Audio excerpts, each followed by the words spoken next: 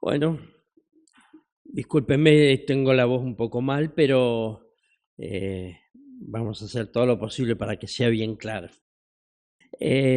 Los invito a compartir la palabra del Señor en el Evangelio según San Juan, capítulo 4, versículo 43 al 54.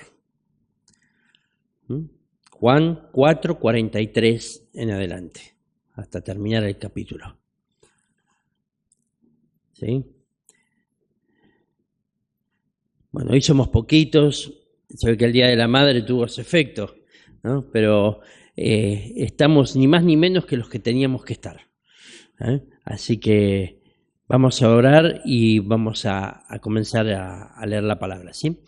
Precioso Dios, Papá querido, te adoramos, Señor, exaltamos tu precioso nombre porque vos sos bueno, sos grande, sos misericordioso. Gracias, Señor, por la posibilidad que nos das, Señor, de estar acá en tu casa de oración para adorarte, para exaltar tu nombre, porque vos sos el Rey, el eterno, el grande, el soberano, el único. Gracias, Señor. Gracias, Padre, por cada hermano, Señor, los que han venido y los que están en sus casas, Señor, tal vez compartiendo con sus familias. Te ruego también bendiga sus vidas y bendigas nuestras vidas y nos ayudes, Señor, y te ruego que en lo personal me utilices para gloria de tu nombre, Señor. Sea todo para tu gloria, en el nombre de Jesús oramos. Amén. Leemos la palabra de Dios. Dice, pasados los 2 días, Jesús siguió camino a Galilea. Él mismo había declarado que un profeta no recibe honra en su propio pueblo. Sin embargo, los galileos lo recibieron bien, porque habían estado en Jerusalén durante la celebración de la Pascua y habían visto todo lo que él hizo allí. En su paso por Galilea, Jesús llegó a Caná, donde había convertido el agua en vino. Cerca de allí, en Capernaum, había un funcionario de gobierno que tenía un hijo muy enfermo. Cuando supo que Jesús había ido de Judea a Galilea, fue a verlo y le rogó que se dirigiera a Capernaum para sanar a su hijo, quien estaba al borde de la muerte. Jesús le preguntó, ¿acaso nunca van a creer en mí, a menos que vean señales milagrosas y maravillas? Señor, por favor, suplicó el funcionario, ven ahora mismo, antes que mi hijito se muera. Entonces le dijo Jesús, vuelve a tu casa, tu hijo vivirá. Y el hombre creyó lo que Jesús le dijo y emprendió el regreso a su casa. Mientras el funcionario iba en camino, algunos de los sirvientes salieron a su encuentro con la noticia de que su hijo estaba vivo y sano. Él les preguntó, ¿a qué hora el niño había comenzado a mejorar? Y ellos le contestaron, ayer a la 1:00 p.m, la fiebre de pronto se le fue. Entonces el padre se dio cuenta de que la sanidad había ocurrido en el mismo instante en que Jesús le había dicho, tu hijo vivirá. Y tanto él como los de su casa creyeron en Jesús. Esa fue la segunda señal milagrosa que hizo Jesús en Galilea al volver de Judea. Bueno, como venimos viendo a lo largo de toda esta serie, este Evangelio de Juan nos muestra 7 señales donde vemos el poder de Dios obrando, actuando para que cada uno de nosotros lo conozcamos más. Y esta es la segunda de las señales, que es justamente la curación del hijo de un oficial real. No olvidemos que las señales son esencialmente marcas que nos muestran una meta, un destino, o que nos indican cómo llegar a determinado lugar, ¿sí? En este caso, Estas señales nos muestran cómo es el Señor, poder conocerlo a Dios a través de cada una de las obras maravillosas que Él hace. Cada una de estas señales nos muestran a Jesús, nos muestran el Logos, la palabra viva. Este pasaje en particular es un ejemplo poderoso de fe genuina. Incluso hay algunos que consideran que es el mismo pasaje, nada más que como Juan lo escribió mucho después, hay algunas pequeñas diferencias, pero algunos consideran que este pasaje es el mismo que el del centurión. ¿Se acuerdan que que le dice, solamente di la palabra porque yo estoy bajo autoridad? ¿Se acuerdan? Bueno, pero hay bastante evidencia bíblica, evidencia interna, ¿no?, de la palabra, que nos darían más la pauta de que son dos hechos totalmente distintos, ¿sí? Vemos en el versículo 43 que Jesús salió de Samaria y se fue hacia Galilea, más específicamente a Caná de Galilea, donde había hecho su primer milagro, la señal de convertir el agua en vino. Y esto también nos muestra una continuidad en el relato. Si ustedes se fijan, Jesús había pasado 2 días en Samaria, lo tenemos ahí en el versículo 40, donde muchos creyeron en Él por su palabra, sin necesidad de ver milagros. Esto lo vemos en Juan 4, 39 al 42, ¿sí? O sea, los versículos justo anteriores a lo que hoy nos trae la palabra. Entonces, es importante esto, que en Samaria Él no hizo milagros, o por lo menos no están registrados, ¿sí?, en el Evangelio de Juan, pero sí dice que muchos creyeron en Él por su palabra. La fe genuina no necesita ver para creer, sino que cree porque Cristo ha hablado, punto. La verdadera fe descansa en la palabra de Cristo, no en las señales visibles. Ahora Jesús regresa a Galilea, su tierra, donde él mismo dice que el profeta no tiene honra en su propia tierra, versículo 44. Este proverbio era muy conocido, incluso aparece en los otros 3 evangelios también, donde si lo traemos a nuestros días, el significado sería algo así como: la familiaridad hace desaparecer el respeto. La familiaridad hace desaparecer el respeto. Algunos comentaristas dicen que Jesús se había ido de Judea. ¿Se acuerdan que Judea estuvo, vimos en el Evangelio de Juan que Jesús sacó a los mercaderes del templo, después hizo muchas señales, milagros, incluso que les dijo que que si destruían el templo, él lo iba a construir nuevamente en 3 días, y todo esto fue mucho problema con los fariseos, con los saduceos. Es como que el avispero ¿vieron cuando un avispero se revoluciona? Es peligroso, hay que correr porque corremos riesgo que nos piquen las avispas. Bueno, Jesús, ¿qué hizo? Se fue hacia un lugar donde, como él mismo dijo, el profeta no tiene honra en su propia tierra. Entonces, bueno, si me van a dejar tranquilo, me voy a Galilea, voy a estar tranquilo ahí en Galilea, que es justamente lo que dice el versículo en el capítulo 4 del 1 al 4, ¿no?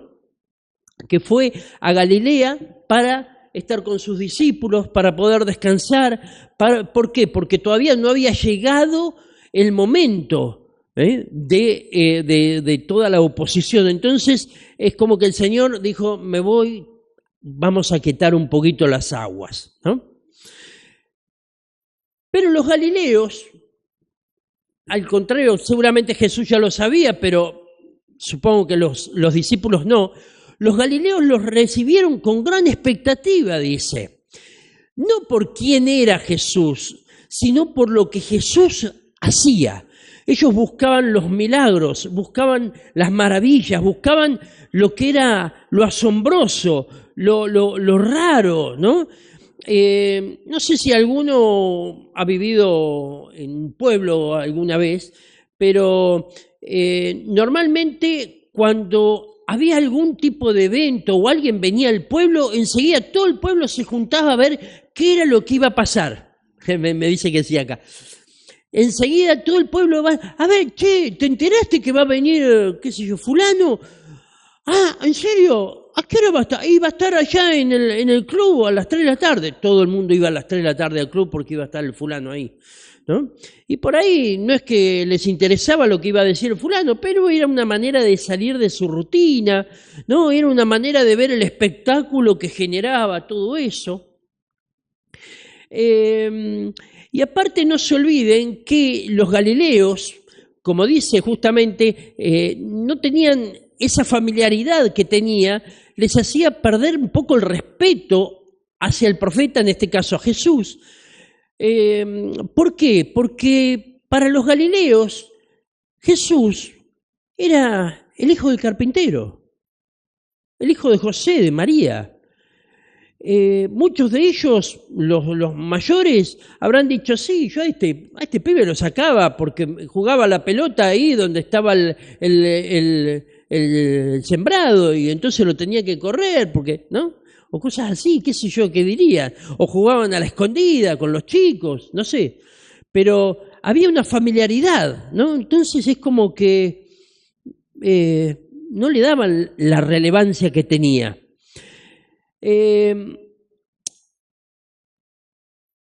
Juan capítulo 2, versículo 23 dice, debido a las señales milagrosas que Jesús hizo en Jerusalén durante la celebración de la Pascua, muchos comenzaron a confiar en él.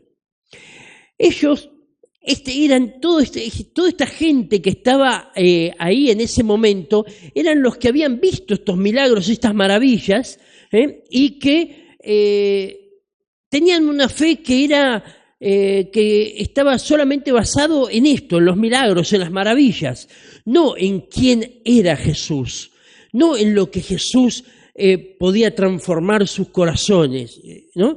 Sino solamente en las maravillas.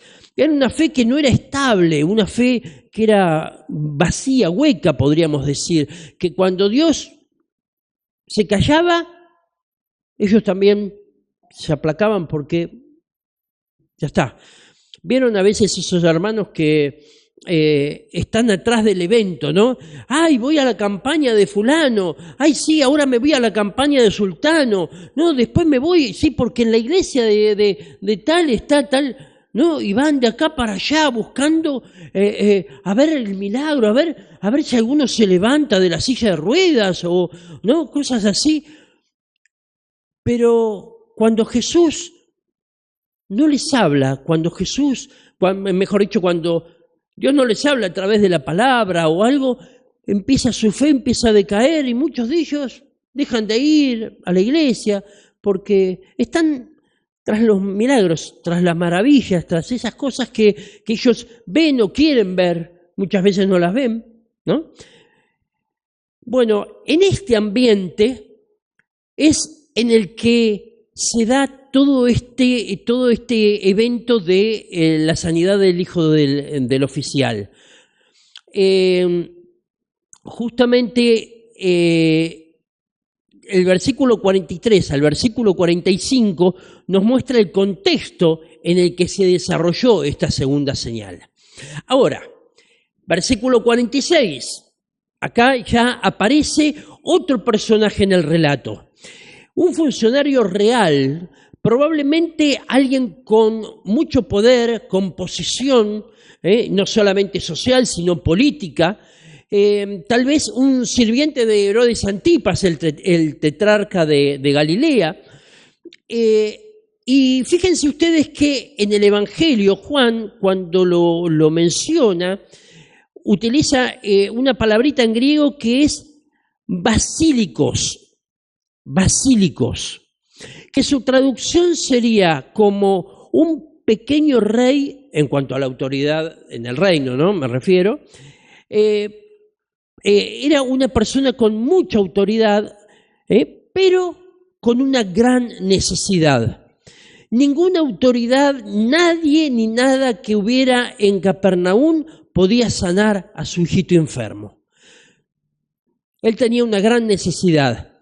Y entonces, ¿a dónde fue? A Jesús. El sufrimiento no es un castigo, mis hermanos.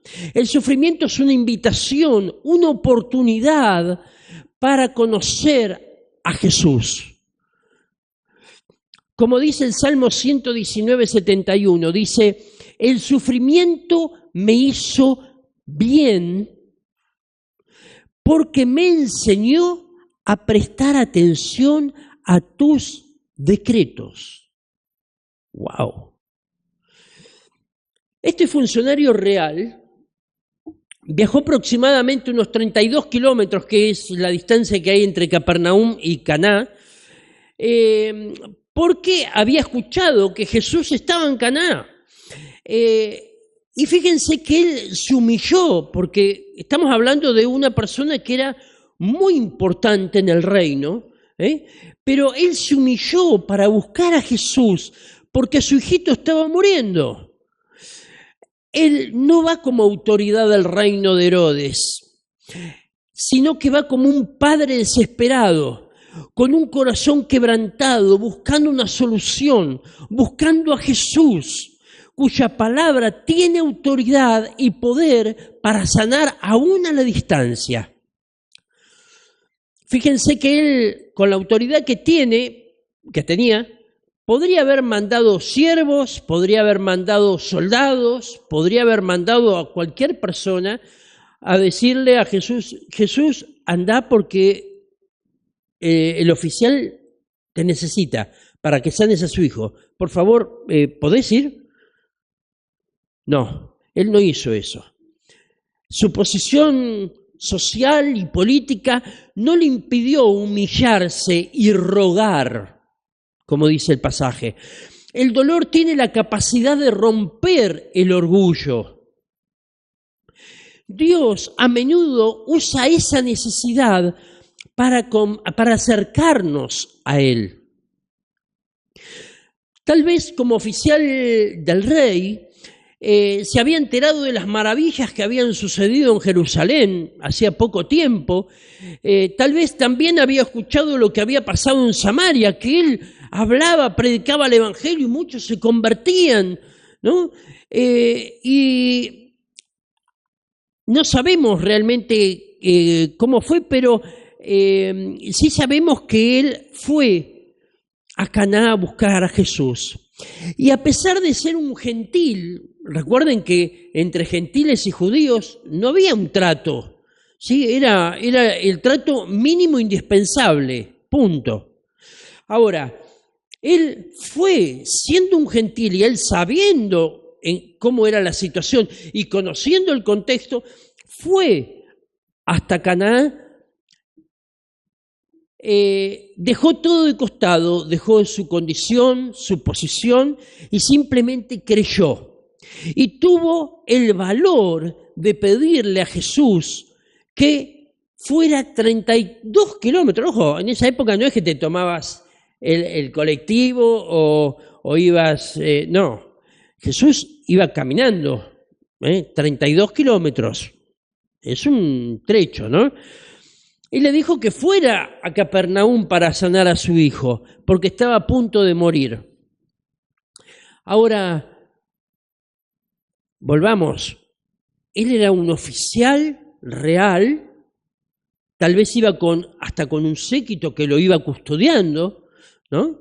Vemos por ahí cuando sale, yo lo veo mucho porque trabajo en una zona donde hay muchas embajadas y demás, y veo mucho que pasan por ahí. Pasa un auto que pasa con los patrulleros, con las motos con sirena, pum, pum, pum, y atrás pasan varios varios vehículos, ¿no? Todo un séquito, ¿por qué? Y capaz que pasa un juez o un ministro o algo, o vaya a saber quién, y van con todo el séquito atrás. Supongo que tal vez este oficial del rey también iba con su séquito. Iba a ver ¿a quién? A un carpintero. Para él era un carpintero. Era una situación por lo menos rara, pero nada impediría que buscara al único que podía salvar a su hijo. No importaba más nada que fuera eso, ni siquiera lo que la gente podía llegar a decir, oh, mirá, el oficial del rey, va a haber un carpintero, ¿no? En lugar de ir a ver a los grandes médicos del reino, no, va a ver a este carpintero porque hace señales y milagros. Oh, no, a él no le importó absolutamente nada. Eso es fe, mi hermano. Sin tener aparentemente oportunidad de que el Señor Jesús fuera a sanar a su hijo por ser gentil, él no dudó, lo encaró a Jesús porque sabía quién era el que estaba ahí. Vemos en el versículo 48 que Jesús dice, ¿acaso nunca van a creer en mí a menos que vean señales milagrosas y maravillas? Suena un poco brusco, ¿no? Como que Jesús, pará, pero no van a creer si yo no hago señales, milagros, ¿no? Suena como un poco chocante, ¿no? Pero el Señor, no se olviden que alrededor estaba todo este grupo de galileos que iban tras las señales, tras los peces y los panes, ¿sí?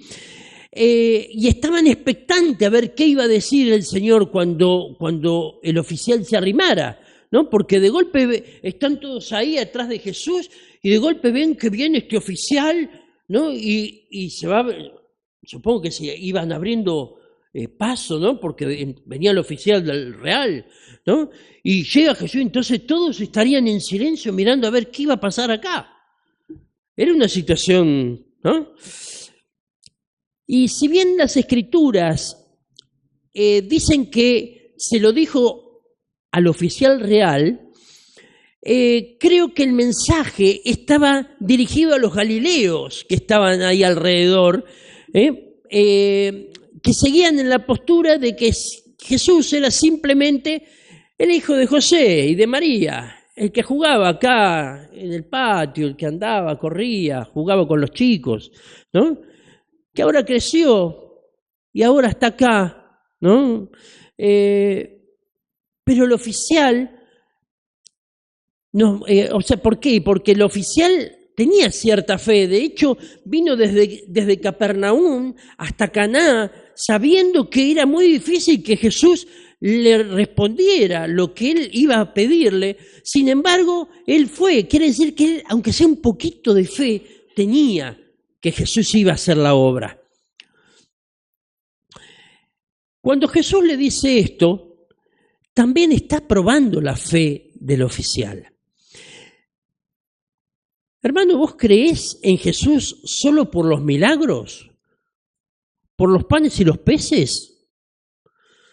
¿O por quién es Él realmente? ¿Te basta con que Jesús te diga algo o necesitas verlo primero? La Biblia está llena de cosas que Dios te dice para que vos lo conozcas y lo ames por quien Él es y nada más. El corazón natural del ser humano no puede creer por sí mismo, necesita ver para creer. Y de hecho hay un dicho muy popular que dice ver para creer, ¿verdad? En cambio, en los cristianos es al revés, es creer para ver. La fe no nace del esfuerzo humano, sino del Espíritu Santo, que abre los ojos del alma al poder del Verbo de Dios. como dice Romanos 10:17. Así que la fe viene por el oír y por oír la buena noticia acerca de Cristo. Esto mismo sucedió con la mujer cananea, ¿recuerdan? En Mateo 15, 21 al 28. Vamos a leerlo rapidito. Dice: luego Jesús salió de Galilea y se dirigió al norte, a la región de Tiro y Sidón. Una mujer de los gentiles que vivía allí se le acercó y le rogó: ten misericordia de mí, oh Señor, hijo de David, pues mi hija está poseída por un demonio que la atormenta terriblemente. Pero Jesús no le contestó ni palabra. Entonces los discípulos le pidieron que la despidiera. Dile que se vaya, dijeron, nos está molestando con sus súplicas. Entonces Jesús le dijo a la mujer: fui enviado para ayudar solamente a las ovejas perdidas de Dios, al pueblo de Israel. Ella se acercó y lo adoró. Y le rogó una vez más: Señor, ayúdame. Jesús respondió: no está bien tomar la comida de los hijos y arrojársela a los perros, porque a los gentiles les decían los perros, ¿no? Los judíos. Es verdad, Señor, respondió la mujer, pero hasta a los perros se les permite comer las sobras que caen bajo la mesa de sus amos. Apreciada mujer, le dijo Jesús, tu fe es grande. Se te concede lo que pides. Y al instante la hija se sanó.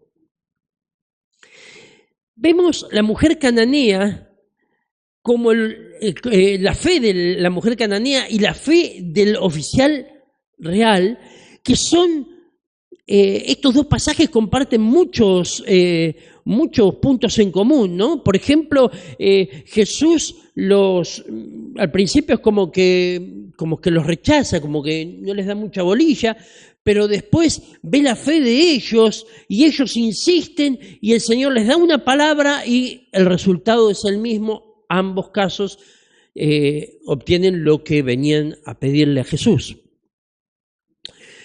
Pero hay algo más importante. Ambos venían con un corazón quebrantado, humillado ante el Señor. La fe, aún siendo gentiles, a pesar del supuesto rechazo del Señor, ninguno de los dos se dio por vencido. Ambos recibieron una palabra similar. Sabían quién estaba frente a ellos. Volviendo a la porción que nos atañe hoy, el funcionario no discutió. No le dijo: no, señor, ¿cómo me vas a decir eso? ¿Vos sabés quién soy yo? No. No exigió ninguna prueba. Solo responde con confianza y urgencia. Señor, por favor, suplicó el funcionario. Ven ahora mismo, antes de que mi hijito se muera. Si el oficial hubiera dicho: bueno, lo intenté, no lo logré, bueno, me voy, no hubiera pasado nada. O si se hubiera dado vuelta en postura orgullosa, hubiera dicho: vos, anda, carpintero, tómatela, que vos no servís para nada, qué sé yo, ¿no? Una postura soberbia, altiva, orgullosa. Jesús hubiera sabido que este era uno más de los galileos que estaban ahí por las señales y los milagros. Pero el hijo representaba la situación desesperada que llevaba al padre a buscar a Cristo. Fíjense que utiliza la palabra Señor, que en griego es Kyrios. Kyrios significa supremo en autoridad, Señor soberano, ungido, amo, Cristo, Dios, dueño. Todo eso significa Kyrios. Y es lo que le dice un oficial de alto rango a Jesús. Señor, Kyrios. Dice, a ver, tengamos en cuenta quién lo está diciendo, ¿no? Un romano de alta estirpe, un gentil de alta estirpe, con una posición sumamente alta. Pero así todo utiliza este término que solo se utilizaba para Dios o para algún emperador, poniendo a Jesús en lo más alto, allá arriba de todo, reconociendo quién era Jesús. Incluso dice que suplicó. Ese tipo de personas no suplicaban, no rogaban, exigían. Ellos ordenaban y listo, tenían la autoridad para ordenar y que sus súbditos hicieran lo que ellos estaban ordenando. Y ahí repitió su necesidad. Y ¿sabes una cosa? Jesús no lo defraudó. Nunca Jesús defrauda, jamás. Los hombres fallamos, metemos la pata, te vamos a defraudar siempre, yo siempre te voy a defraudar. Cada uno de los que estamos acá nos vamos a defraudar mutuamente, pero Jesús nunca, jamás, porque Él es Dios, Él es el sí y es el amén, Él es el que dice algo y es sí y amén, se hace y punto, nadie lo va a cuestionar.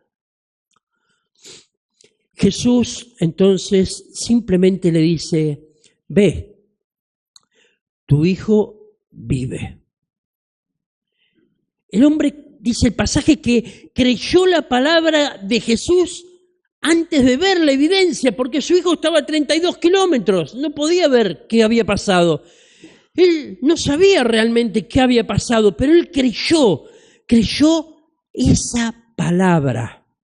En el original dice, el hombre creyó al Logos. A ese mismo Logos que Juan en el capítulo 1 dice que creó el universo, ahora crea fe en un corazón y vida en un cuerpo.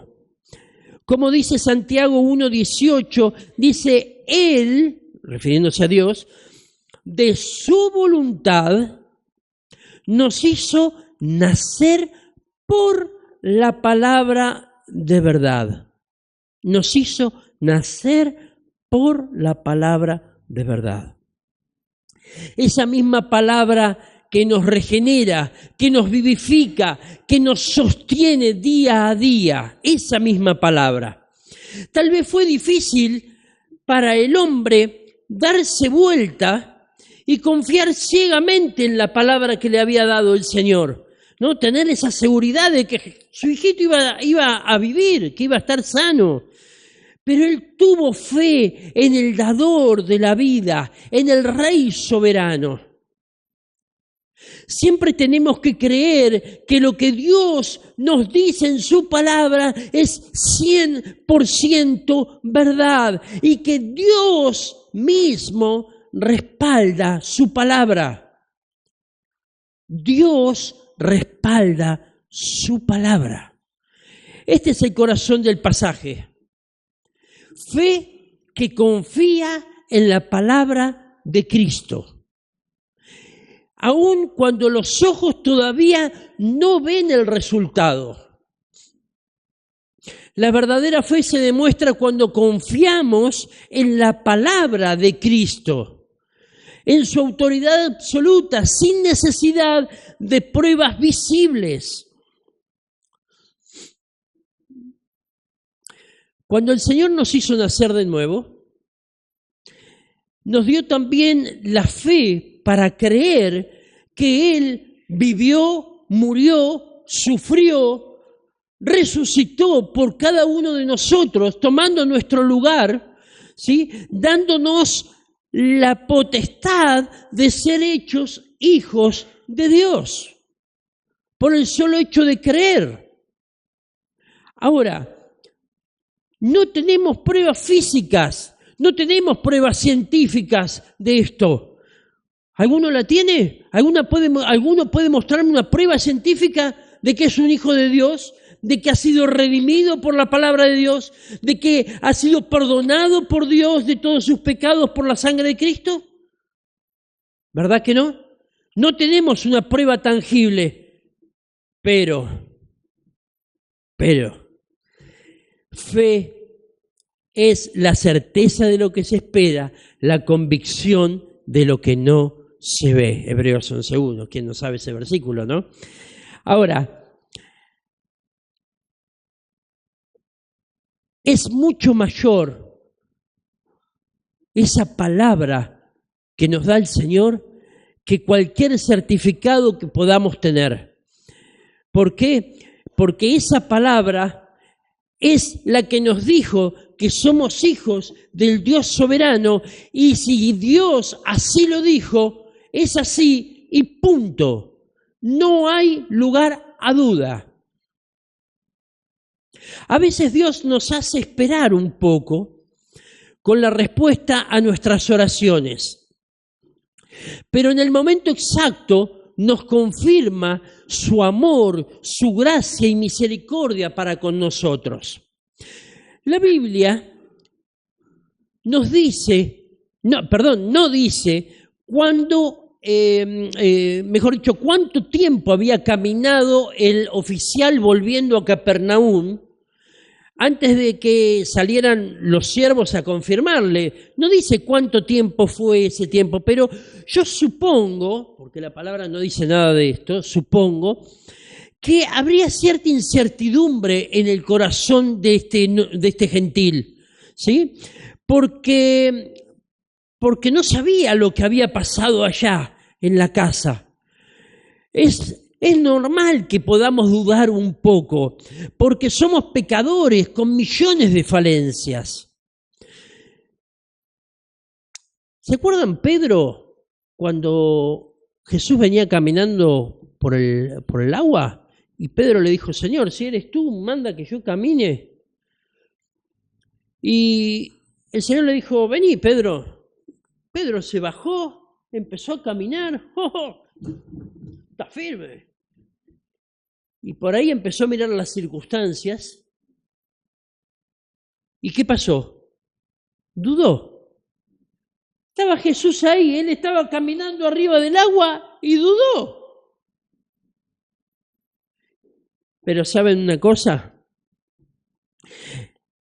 Esa mano que creó los cielos y la tierra, esa mano poderosa, estaba ahí para tomarlo, para hacerlo y llevarlo nuevamente a la barca, donde Pedro se sentiría nuevamente firme. Hermano, nunca olvides que las manos que crearon el cielo y la tierra, todo el universo, está guardándote. Dice Colosenses 3:3, dice Pablo que estamos escondidos con Cristo en Dios. Imagínense Dios abrazando a Cristo y Cristo abrazándonos a nosotros y nosotros ahí adentro, calentito, como diría, ¿no? Estamos seguros en Él. Más tarde, cuando los siervos le confirman que su hijo sanó, en la misma hora en que Jesús sanó, en que Jesús pronunció la palabra, ve, tu hijo está vivo, su fe se afirmó aún más y toda su casa creyó. No fue ni antes ni después, fue en el momento preciso, fue en los tiempos de Dios, como dice Eclesiastés 3, ¿no? Que todo tiene su tiempo. Fue en el momento que Dios lo determinó, porque Él es el soberano y Él determina los tiempos y las circunstancias. Él reconoce no solo el milagro, sino la autoridad de Cristo. La fe que al principio fue suplicante, ahora es adoradora y segura y se transforma en un testimonio para toda su familia. La fe madura empieza suplicando, crece confiando y termina adorando. Versículo 54. Esa fue la segunda señal milagrosa que hizo Jesús en Galilea al volver de Judea.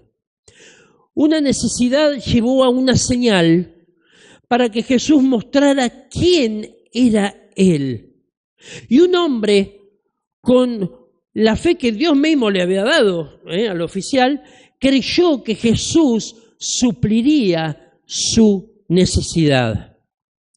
Cada señal de Juan apunta al poder creador del Verbo de Jesús, que da vida donde hay muerte y fe donde hay incredulidad.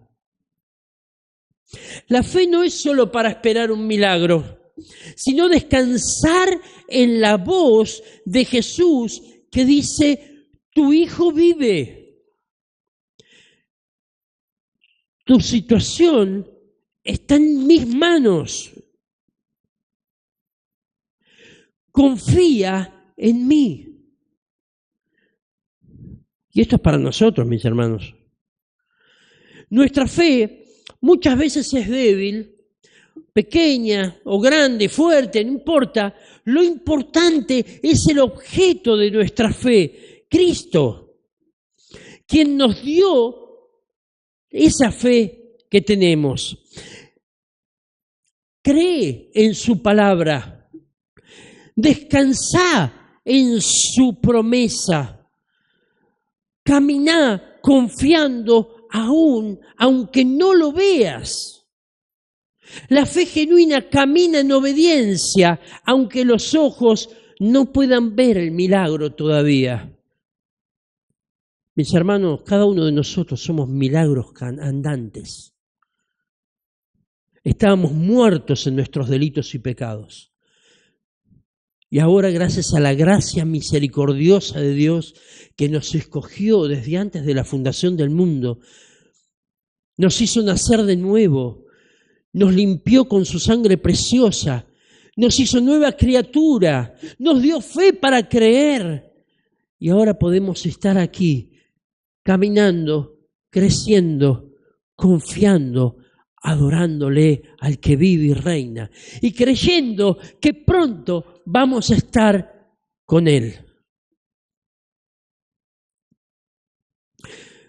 Muchas veces, como este oficial, venimos a Él por necesidad, y es en nuestra necesidad cuando Él se revela por quien Él es.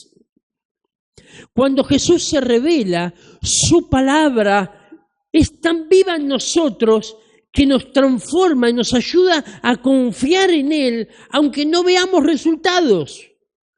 Cuando nos convertimos, nosotros no sabíamos qué iba a pasar, pero Dios nos había dado esa fe para creer en Él.